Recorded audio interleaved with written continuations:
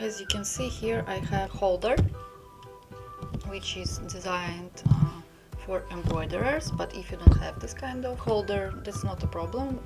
The most important thing is or hard felt if you are embroider on your hands, or this embroidery hoop.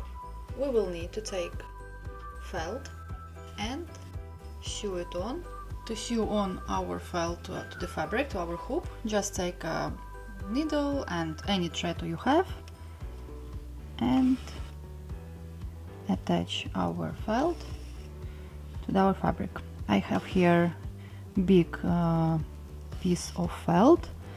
Maybe you don't need such a big felt, but for me, for this tutorial, I will just cover big area of material for easy work.